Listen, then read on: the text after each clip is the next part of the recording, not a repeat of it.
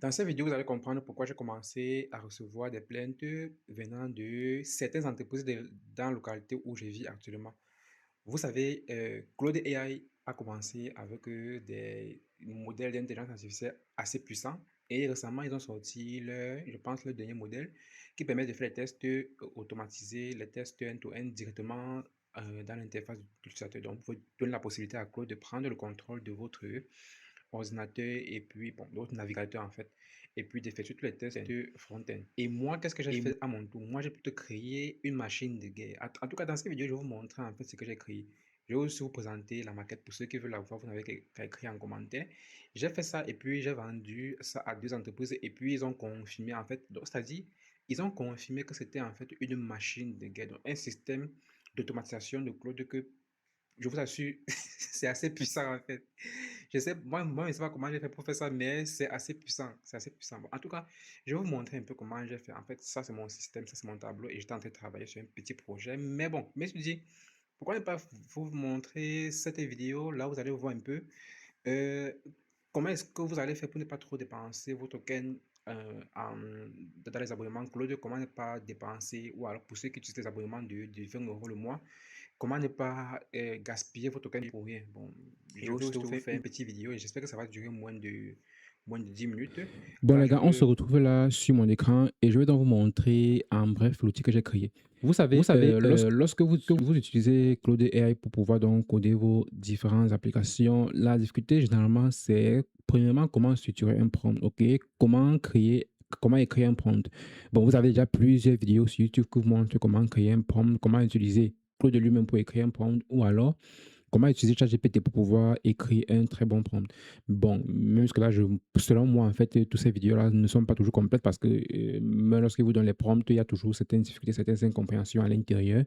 Et vous êtes obligé chaque temps de demander à Claude de faire telle amélioration. Alors que lorsque le prompt est déjà bien écrit, vous n'avez pas besoin de faire beaucoup ok, d'améliorations. Déjà ok. ici, vous avez le premier élément ici, c'est votre cahier des charges.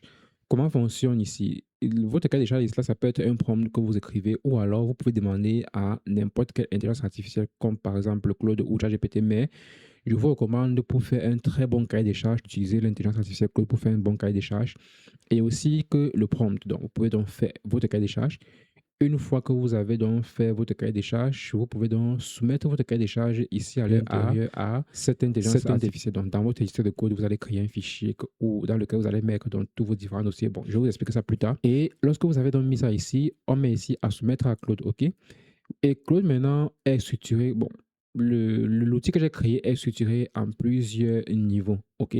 Nous avons ici un premier niveau qui est en fait le commande qui va donc gérer ici toutes les règles générales de l'application, OK? Donc, il y aura ici toutes les règles générales en ce qui concerne l'application, OK? Où on aura au total 10 règles générales. On aura ici 10 règles générales. Donc, on aura 1, 2, 3, 4, 5, 6, 7, 8, 10. Et le but ici, c'est donc de pouvoir donc créer une structure, une entreprise en fait, une entreprise de développeurs. Vous savez, beaucoup de gens disent qu'on peut créer, que vous allez créer les SaaS, mettre en ligne. Ce n'est pas pour rien qu'il y a en fait des entreprises qui s'occupent donc de ces différents travaux-là, donc de créer des outils, de créer des SaaS et de pouvoir les gérer. Parce que le but le plus facile, ou alors le plus difficile n'est pas de créer le SaaS. Le plus difficile en fait, c'est de maintenir le SaaS. Parce que lorsque vous créez un SaaS assez complet, il faudra premièrement gérer par exemple les publicités, il faudra gérer les produits, il faudra gérer les abonnements, il faudra gérer les clients, il faudra gérer. Il y a en fait une tonne de choses à gérer et lorsque vous êtes en fait développeur, vous allez gérer tous ces différents éléments-là vous-même. En plus, vous allez chaque temps régler les problèmes de bugs qui peuvent susciter. Si par exemple c'est un site de vente, il faudra que chaque temps vous réglez les remboursements et en fait, il y a en fait beaucoup de choses à faire.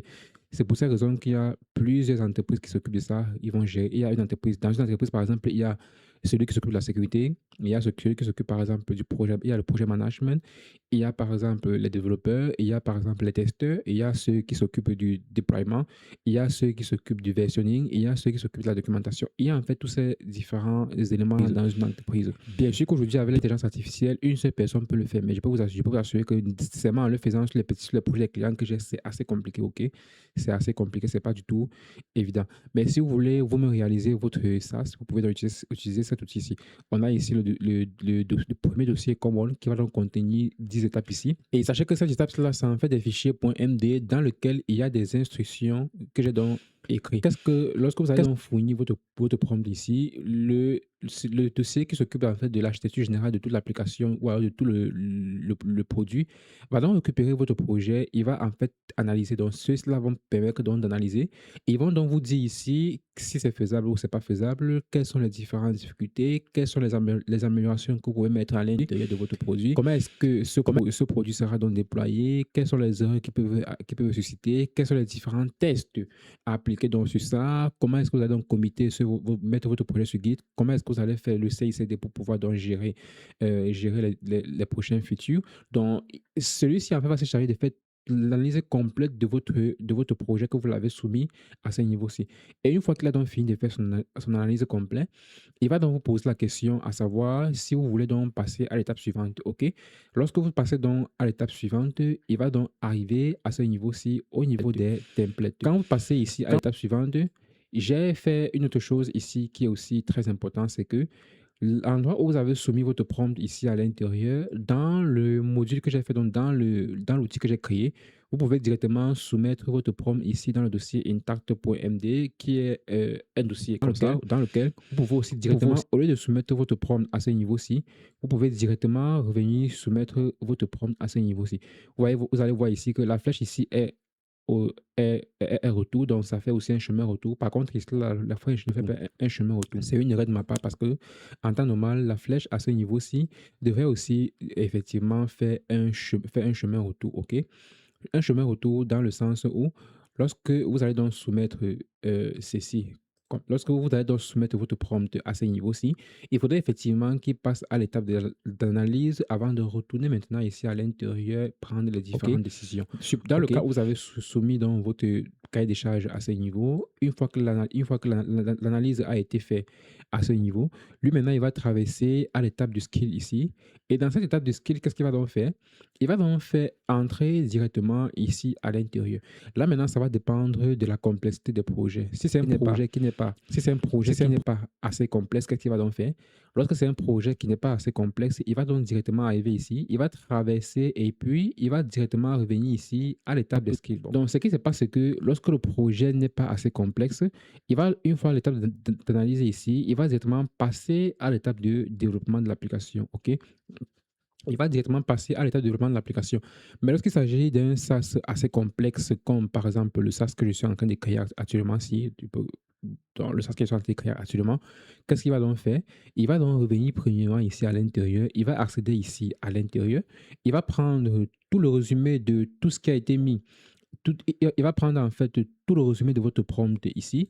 Il va revenir ici, associer à ça toutes les différentes analyses que le dossier common ici a fait, donc que les éléments que les développeurs common ici ont fait. Il va donc mettre tout ça ici dans le fichier intact.md qui est aussi, comme je vous l'ai dit premièrement, qui est aussi un fichier dans lequel vous pouvez directement soumettre votre prompt ou soumettre votre cahier des charges. Donc, il va donc tout faire cette analyse-là. Il va donc le soumettre à l'intérieur de ce fichier intact.md.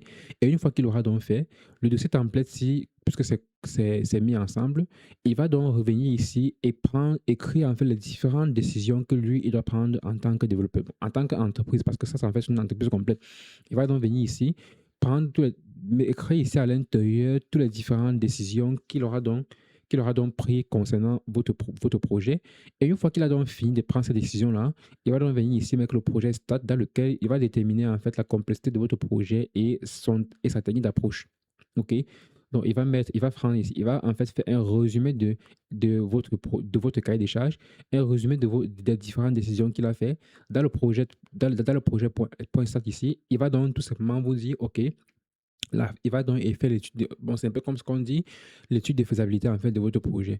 Il va donc le mettre ici dans le projet stat.md. Et une fois qu'il a donc fait, il va donc soumettre maintenant, il va donc passer à l'étape suivante qui est donc ici, la dernière étape assez importante et assez complexe. Donc, je peux d'ailleurs vous dire que 55% du travail a été fait par ces différentes phases. Donc, à partir d'ici, ici derrière, ça coûte en fait 55% de l'application. Et une fois que toutes ces différentes étapes derrière ici ont été faites, je peux donc vous rassurer que le développeur ici le skill ici, c'est en fait l'équipe de développeurs. OK? Et dans l'équipe de développeurs, on peut avoir par exemple le projet directeur, le projet owner, le projet manager. Bon, effectivement, on a effectivement le projet manager qui va donc lui s'occuper d'assigner les différentes tâches. OK? Donc le projet manager va s'occuper d'assigner les différentes tâches. Premièrement, lorsqu'on va passer à l'étape de skill ici, il va donc ici, tout simplement, le projet directeur va donc faire son boulot, faire ce qui lui concerne ici. Et une fois qu'il a donc fini de faire ce qui lui concerne, il va donc passer à l'étape suivante qui est dans le product owner ici, qui va donc lui aussi à son tour faire donc tout ce qui lui concerne. Tous les éléments qui lui concernent, il va donc le faire à ce niveau. Et une fois qu'il aura donc fait, il va donc passer à la solution architect ici, qui est donc l'architecte qui va donc faire sa part de travail. Et une fois que l'architecte a donc fini, on va donc passer maintenant à l'étape de design. Donc, vous pouvez donc comprendre ici que l'architecte ici, là, c'est un peu, donc à partir d'ici en haut, à partir du point 3 en montant, c'est un peu tous ceux qui vont refaire réaliser les différents diagrammes de classe, diagrammes de séquence, diagrammes de tous les différents diagrammes qui vont être faits, vont être donc faits à partir du point 3 jusqu'en montant, donc à partir du point 00 jusqu'au point 3. Et lorsqu'on a fini même de faire donc toutes ces différentes architectures-là, on va maintenant passer au quatrième élément qui est le système design, qui est donc celui qui va donc designer la structure de votre application, le front-end de votre application, si on peut le dire ainsi, afin que vous puissiez déjà voir comment est-ce que votre application se présente, comment est-ce que le produit se présente. En faisant comme ça va donc simplement permettre de pouvoir effectivement donner ce produit-là à votre client afin qu'il puisse juger s'il est d'accord avec la maquette ou pas. OK? Une fois que votre client est d'accord avec la maquette, donc à partir du système design, une fois que votre client est d'accord avec la maquette, on va donc passer à l'étape C maintenant, qui est donc l'étape ici qui va maintenant concerner le database architecture. Donc, on va maintenant dessiner ici l'architecture de la base de données. Une fois que l'architecture de la base de données sera donc prêt, on va revenir encore revoir ici bon, excusez-moi, j'ai fait l'erreur ici au niveau du système design. Excusez-moi, j'ai fait l'erreur. Au niveau du système design, j'ai fait la confusion entre le système design et le UX designer. Le système design ici va donc faire le design de la logique métier de votre application, les communications entre le back-end et le front-end avec les différents outils, donc si c'est associé, GitHub si c'est associé, il va donc montrer donc le cheminement de votre application. C'est un peu ça le but, l'objectif en fait du système design. Il va donc faire le design complet de votre application côté arrière-plan, comment ça fonctionne, comment les différents services vont donc communiquer, comment les différents services vont donc communiquer entre eux.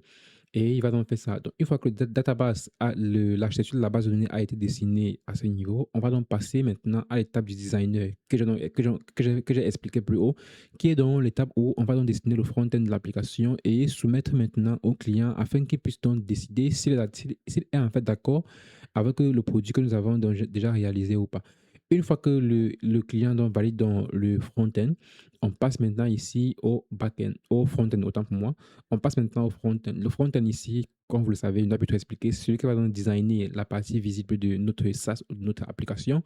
Et le back-end maintenant, ingénieur, les développeurs back-end maintenant vont s'occuper de faire tout ce qui est de l'architecture back-end de l'application, code back-end de l'application et tout. Une fois que les développeurs back-end ont donc fini, ils vont donc passer directement au test. Dans le cas où c'est eux qui font les tests, ils vont passer directement au point 9 qui est dans le point où il va donc falloir faire les différents tests. Après avoir fini les tests, on conclut que l'application est dorénavant bien faite et c'est prête à la mise en ligne. On va maintenant passer ici au SEO ici pour pouvoir donc gérer le référencement de notre application parce que le but n'est pas de créer un SaaS et mettre en ligne, mais comment est-ce qu'on gère la visibilité de ce SaaS-là? Comment est-ce qu'on fait en sorte que ce SaaS ou alors ce produit soit visible, soit en fait référencé dans les moteurs de recherche? OK? On va donc passer ça au SEO ingénieur.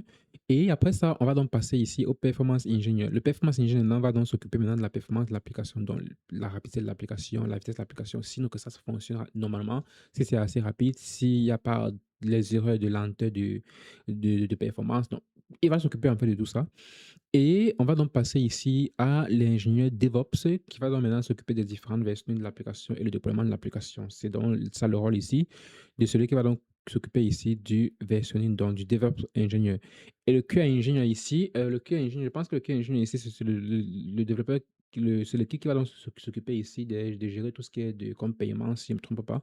Si je ne me trompe pas, le QA ingénieur ici, il va le faire. Et une fois qu'on a donc fait ceci, on va donc passer à la documentation. Donc, la documentation ici, premièrement, c'est une documentation un peu plus technique, OK? Ça, c'est une documentation un peu plus technique qui n'est pas forcément soumise au propriétaire de l'application ou alors au client, mais qui est beaucoup plus utile à l'équipe de développeurs dans le cas où si c'est eux qui vont continuer la maintenance de l'application, la maintenance de l'application, les différentes upgrades de l'application, si c'est eux qui vont le faire, c'est nécessaire pour eux d'avoir en fait une documentation technique afin de pouvoir donc revenir, le visiter ça chaque fois qu'ils auront besoin de retoucher le code ou de retoucher l'application. Et une fois que c'est fini, on passe donc à l'étape du code review. Le code review qui est dans l'étape où on va donc un peu essayer de voir les différentes réductions que nous pouvons donc faire dans le code, de voir les fonctionnalités qui sont un peu trop, et que dans le code est un peu trop long, on va un peu faire le repassage, le code qui ne fonctionne pas très bien, les codes qui ne servent à rien, on va nettoyer un peu le code à ce niveau-ci. Et puis, on va donc revenir ici à l'étape de la release. La release ici, c'est pour faire ici la sortie donc de la première version qui sera donc mise en ligne. On fait donc la sortie de la première version qui sera donc mise en ligne. Et une fois que la première version est mise en ligne, on passe maintenant à l'étape de documentation de production.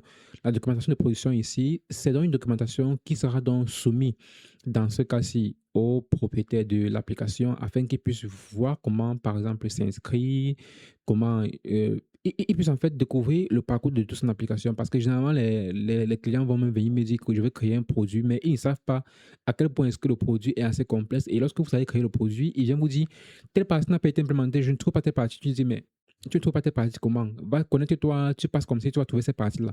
Par contre, lorsque vous avez une documentation prête comme ceci, que vous soumettez au client, le client, en fait, c'est comme s'il avait donc le plan de sa maison sur la main. OK, c'est un peu comme le plan de la maison. Il a en fait le plan de la maison, mais sauf que ce plan de maison n'est pas un plan de maison technique, mais c'est un plan de maison compréhensible à une personne qui n'est pas développeur, OK? Parce que le plan technique ici, là, ça nous concerne ici, ça en fait dans le documentation ingénieur. Par contre, la documentation du client, puisque le client, ça peut être une personne qui ne connaît pas ce que c'est que le code, qui ne sait pas comment lire un code, et ça ne l'intéresse pas en fait, OK? Ce qui l'intéresse, c'est tout simplement expliquez-moi comment l'application fonctionne. C'est tout ce qu'il veut savoir. C'est pour ça que, donc, cette documentation c'est un peu beaucoup plus longue parce qu'il y a tout ce qu'on a fait ici sous forme de maquette, sous forme de graphique ici. On va donc le faire ici en écrivant en toutes lettres pour que le client puisse lire et comprendre. Donc, ça, c'est en fait le produit que j'ai créé et je peux bien vous dire, il y a déjà une petite entreprise qui a payé ce produit et je commence déjà à recevoir le petit plainte en disant que non, non, non, je suis en train de vouloir salir le travail. Mais bon, on s'en fout, c'est l'intelligence artificielle, chacun fait comme il veut. Et ce qui est en fait marrant, c'est que je n'ai pas créé l'outil uniquement pour les applications web ou alors les applications, les SaaS. Non, j'ai créé l'outil même pour les applications mobiles. Donc, pour celui maintenant qui va donc développer les applications mobiles ici, j'ai fait pareil. Donc, je vous épargne en fait la première partie qui est donc cette partie-ci qui est en fait les mêmes éléments à ce niveau.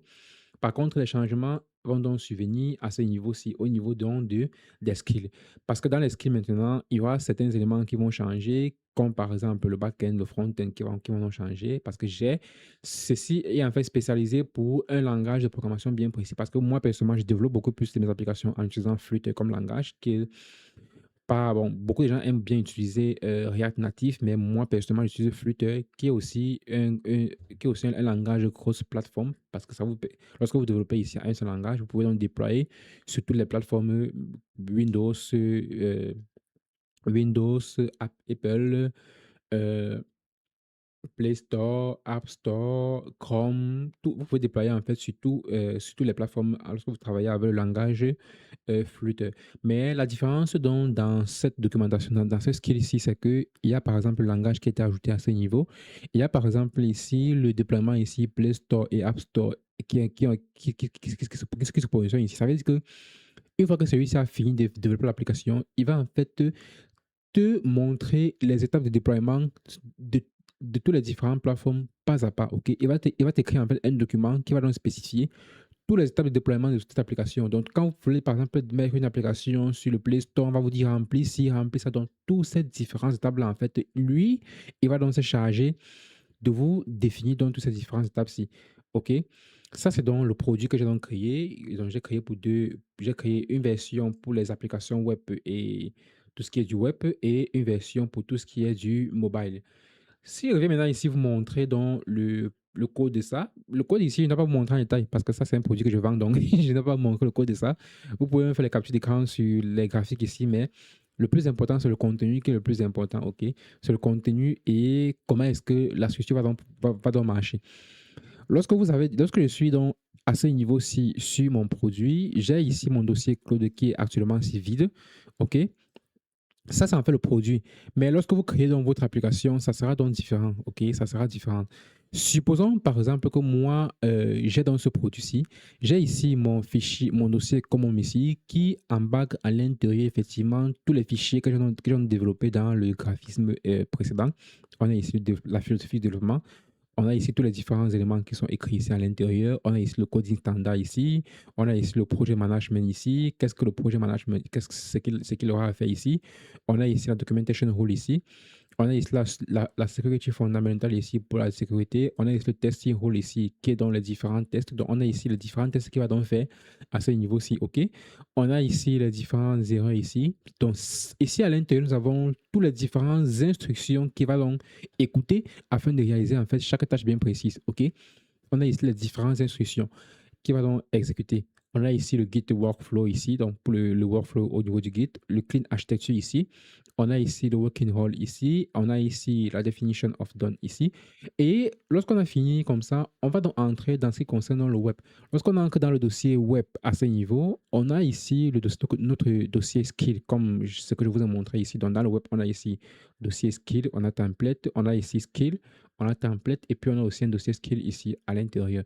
C'est dans ce qu'on a ici. On a ici le fichier skill.md, on a ici le template, et puis on a ici directement le dossier skill. Par contre, le fichier skill ici, c'est donc ici l'orchestrateur. Donc, c'est celui qui va donc orchestrer tout ça. OK? Donc, c'est lui, en fait, que après avoir fini dans le command ici, quand on va accéder ici dans le web, c'est dans le dossier skill ici qui est donc ici l'orchestrateur. C'est pour ça que donc, vous voyez, bon, vous voyez ici, équipe IA complète pour livrer une application web finie et prête à l'exécution. OK? Et prête à l'exécution. On a donc ici, donc ça c'est donc celui qui va donc orchestrer donc tout ce qui sera dans le développement de l'application mobile web dans ce cas-ci. Après le skill ici, on va entrer dans le template, comme on l'a dit ici, on passe d'abord par l'étape du template ici. Dans le template ici, qu'est-ce qu'on aura donc? On aura donc ici le projet stat, comme je vous ai expliqué ici. OK? Comme je vous ai expliqué ici, on a d'abord ici l'intact ici, qui est dans l'endroit où l'utilisateur peut décider de créer, de mettre le prompt. Dans le cas où l'utilisateur n'a pas mis le prompt ici à l'intérieur, tout, effectivement, l'analyse ici de comment on doit être fait, et puis on va donc faire l'IA par lui-même va donc faire un résumé du prompt et venir le positionner ici à l'intérieur. Vous voyez ici les fonctionnalités ici. Il va donc positionner, il va donc compléter en fait. Donc ça, c'est en fait comme un modèle à compléter en fait par l'IA. Après ça, maintenant, comme je l'ai dit, il va revenir ici dans les décisions qu'il aura donc appris, qu'il aura donc prises ici à l'intérieur. OK. On a ici, là, dans la date, le statut si c'est accepté ou pas, le contexte. Donc, lorsqu'il prend les décisions, il te pose une question, toi, tu lis et puis tu dis si tu es d'accord avec ce qu'il a fait ou pas. Dès que tu es d'accord ici, il te soit maintenant ici le projet stat ici. Et dans le projet stat maintenant, il va donc définir en fait tous les éléments qui seront donc à faire, tous les éléments qu'il va falloir faire. Il va donc définir tout ça ici à l'intérieur. Et une fois que c'est fait, qu'est-ce qui va donc revenir? Il va donc revenir maintenant ici dans notre fiche dossier skill ici, dans lequel il passe maintenant à l'équipe de développeurs qui vont donc se charger maintenant de développer notre application. OK? On a maintenant ici les différentes étapes ici. Donc, sachez que dans chaque fichier ici, il y a une instruction bien précise afin que le développeur dont la tâche a été assignée puisse donc respecter tout ce qui a été donc défini comme instruction. Pour ne pas vous dire que je suis en train de parler au hasard, je parle seulement. Je vous montre mon deuxième outil que je suis en train de créer effectivement en utilisant en fait mon propre outil. Je vais donc ici vous faire un glisser-déposer dans ce cas-ci. On va réduire ceci. Ça se donne ici une application sur laquelle je suis en train de travailler maintenant. Bien sûr, c'est pour un client, l'application d'un client que je suis en train de travailler. Moi, je ne vous montre pas, en fait, je ne vous montre pas, en fait, moi, je ne vous montre pas tout ce qui est du code en détail. Je vais juste te montrer comment est-ce qu'il travaille. Et je vais vous faire aussi un petit résumé de ce qui a été écrit dans ces prompts-là. Premièrement, ici, vous allez voir que lorsqu'on regarde, par exemple, la structure de mon projet, OK? Lorsqu'on regarde la structure de mon projet, vous allez me demander, mais où est-ce que j'ai donc mis cet outil? Voici mon outil que j'ai mis ici à l'intérieur. OK? Voici donc mon outil, qui est donc l'outil que j'ai créé ici à l'intérieur et dans lequel on a ici le skill, on a ici le command, on a ici le web, dans lequel on a le skill, on a ici le template. On a en fait voici donc ici l'outil que j'ai créé qui se trouve ici à l'intérieur. Comment est-ce que cet outil fait pour se retrouver à l'intérieur de mon projet? C'est assez facile. Vous voyez, parce que la création en fait du projet passe directement par cet outil-ci. Si moi je veux créer un nouveau projet, je veux justement revenir ici au niveau de mon outil qui est ici à l'intérieur. J'ai ici un fichier readme.md qui va donc ici se charger de vous indiquer comment est-ce que vous pouvez donc créer votre projet directement dans cet outil-ci. On va mettre comme ceci. Je vais donc refermer ceci. Vous allez voir ici, on va dire l'étape de création d'un projet, par exemple. Supposons que je vais créer un nouveau projet. Un nouveau projet, qu'est-ce que je vais donc faire? Si c'est un projet de type web, parce que vous voyez ici, dans l'outil, on a mobile ici et on a aussi web ici à l'intérieur. Donc, pour éviter la confusion dans la création d'un projet, j'ai donc ici deux commandes. Si je veux par exemple créer un projet de type web, je veux tout simplement revenir à ce niveau-ci, copier ce bout de code-ci. Je vais donc entrer ce bout de code à l'intérieur. Et lorsque j'ai entré dans ce bout de code ici à l'intérieur, ça ne s'arrête pas là. Je vais donc passer ici à l'étape de modification parce que ici, ça représente en fait le chemin dans lequel je souhaite donc mettre mon projet. On a ici la plateforme, on a ici la définition de la plateforme à ce niveau. On a ici le path qui est dans l'endroit où je souhaite effectivement enregistrer mon projet. Moi, personnellement, puisque je l'ai fait sur ma machine de travail, donc sur cette machine ici, je vais donc l'enregistrer dans le dossier, dans mon dossier C. Et puis, je vais donc le mettre directement ici dans le dossier projet perso, qui est donc ici, le dossier dans lequel je mets tous mes différents projets. Une fois que j'ai mis dans mon dossier projet perso, je vais donc ici donner le nom de mon projet, OK?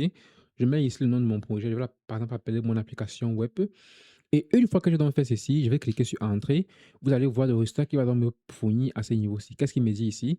Dossier projet créé c'est dans mon projet qui a été créé ici dans le dossier projet perso. Les skills ici ont été copiés. Donc, tous les skills concernant le web ici ont donc été copiés dans ce dossier-ci. OK? Et il y a aussi un fichier qui a été créé, claude.md. Et il y a aussi un fichier intact ici qui a été créé, intact.md, qui est dans l'endroit dans lequel je dis que vous pouvez directement déposer votre cahier des charges. Il me dit ici, OK, projet web initialisé, ici à l'intérieur. Et il me dit ici maintenant les prochaines étapes à suivre. OK? Sachez maintenant que ces différentes étapes-là, j'ai fait en sorte que Claude en fait soit autonome. Autonome dans le sens où il ne doit pas chaque temps vous poser la question, est-ce que vous voulez valider ci, est-ce que vous voulez valider. Non. Lui, une fois que vous avez dit, vas-y et sois autonome, il va donc commencer à développer tout votre projet. Les seules questions qu'il va donc vous poser, ça sera donc uniquement les questions qui seront liées, euh, par exemple, beaucoup plus sur l'aspect fonctionnel de l'application. Quelle fonctionnalité est-ce qu'il faut ajouter si vous voulez ajouter une fonctionnalité? Quel type de moyen de paiement est-ce que vous voulez? Donc, si dans le cas où dans votre cahier de charge, vous n'avez pas spécifié que vous voulez tel type de moyen de paiement, par exemple Stripe ou Mobile Money, il va donc vous poser un peu les questions qui ont beaucoup plus trait au fonctionnement de l'application. Il ne va pas vous poser la question, par exemple, voulez-vous que j'exécute ces commandes, comme un peu Claude fait souvent chaque temps. À- Après une tâche, il vous pose une question, une tâche, il vous pose que ça fait en sorte que c'est un peu difficile pour vous de lancer un projet et aller, par exemple, vous balader par- vous balader pour 5 minutes. Parce qu'à chaque fois, il faut être devant l'écran pour pouvoir dire OK, OK, OK, OK. Alors qu'ici, lui, il est autonome en fait. OK, il vous demande de faire quoi? Ouvre le dossier du projet dans Claude, remplis intact avec ton cahier des charges et le nom du projet dans claude.md. Dis à Claude, lis intact et lance le projet selon le skill. Vous voyez ici? Donc, voici uniquement la seule instruction que vous allez donc soumettre à Claude pour qu'il puisse donc faire développer votre projet. Il n'y a pas une autre instruction à soumettre à Claude.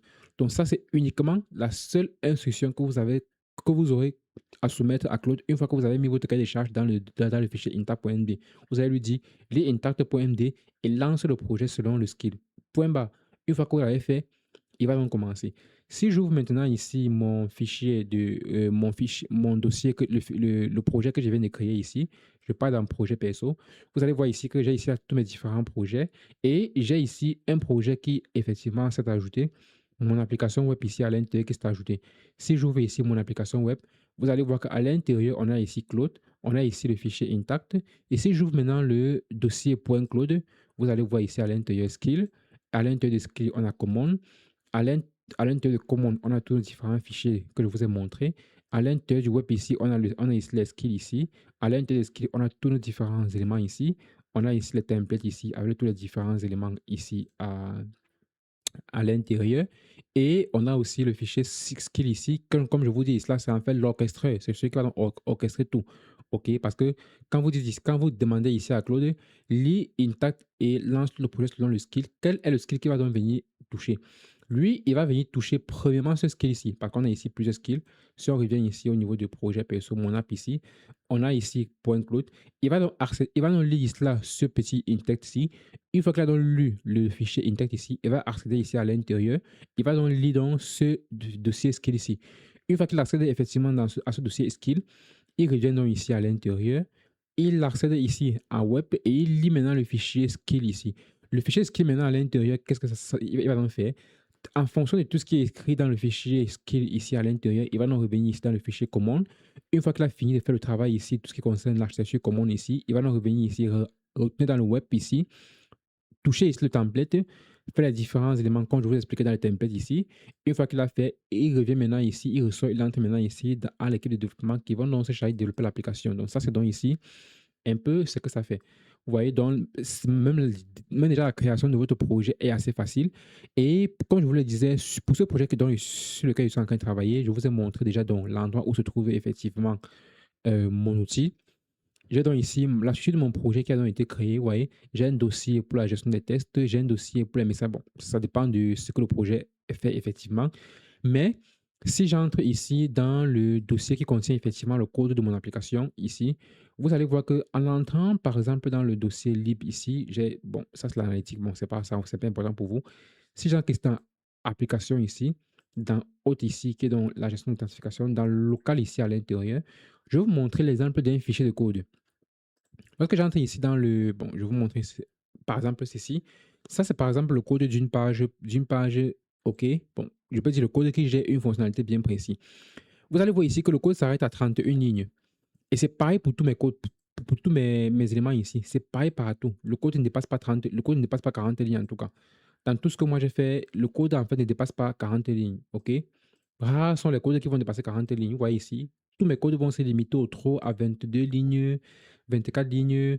Bon, c'est ça, il va à 42 lignes. Vous voyez ici, 33 lignes.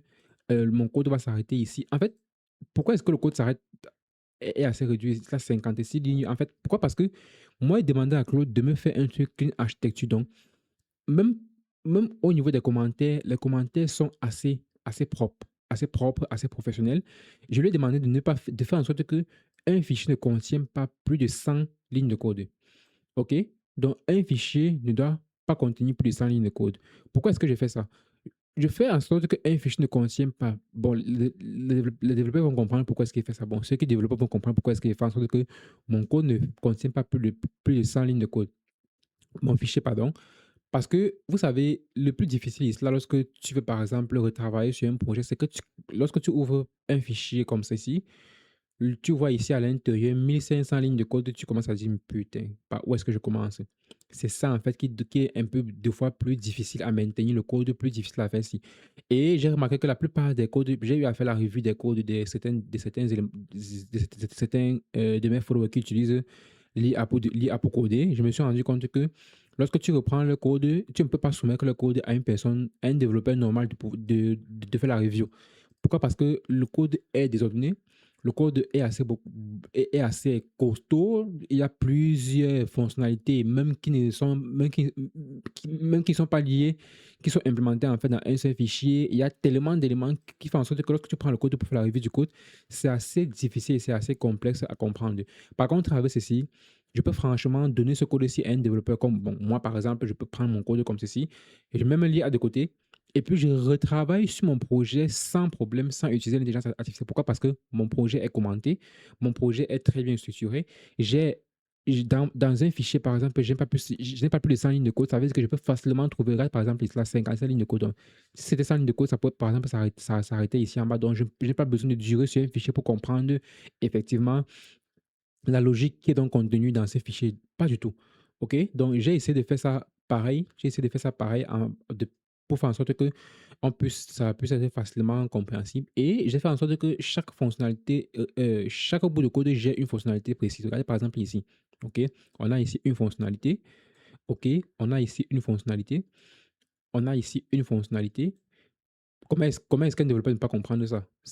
Un développeur, en fait, en lisant ça, il comprend facilement ce qu'il est en train de faire. Vous voyez, là, c'est un peu ça partout. On a ici une fonctionnalité. On a là ici une fonctionnalité. OK, bon, ça, c'est une petite base de données interne que j'ai donc faire ici pour faire les tests, les données de MOOC. Ça, c'est en fait tout ce que je voulais vous présenter comme outil. Donc, si vous souhaitez effectivement que je détaille, que j'entre en profondeur avec cet outil-ci, ou bien pour ceux qui ont besoin de cet outil, vous n'avez qu'à mettre en commentaire qu'on a besoin et puis je vais voir comment est-ce que je peux vous donner cet outil. Vous n'avez qu'à mettre en commentaire. Mais sachez que c'est un outil qui est assez puissant et puis deux personnes ont déjà testé. Bon, deux petits startups ici dans la ville où je suis ont testé et même dans l'entreprise où je travaille, sont déjà en train de pouvoir donc tester ce produit-ci. Et je l'ai fait aussi effectivement en anglais parce que ça, la version de cet outil-ci est effectivement euh, la version de cet outil-ci est effectivement en français. Donc, ce que je vous montre ici est effectivement en français. Par contre, j'ai effectivement la version anglaise. Donc, si vous voulez l'outil en anglais, je vous le fournis. Et ne dites pas que non, la version anglaise sera plus puissante. Non. En fait, c'est optimisé en sorte que la même façon dont l'outil comprend plus facilement le prompt lorsque c'est fait en anglais, c'est la même façon qu'il va donc comprendre lorsque c'est fait en français. Je vous, je ne vais pas vous dire pour comment est-ce que j'ai fait, mais à l'intérieur de ces différents éléments, à l'intérieur des fichiers, il y a des petits trucs que j'ai fait à l'intérieur qui font en sorte que l'IA comprend pareillement comme si c'était écrit en anglais. Je ne vais pas vous en dire plus. Je ne vais pas vous en dire plus. Et puis, c'est tout ce que je peux vous montrer ici. Et franchement, j'ai déjà reçu une plainte par rapport à ça. Donc, je n'ai pas géré ma plainte.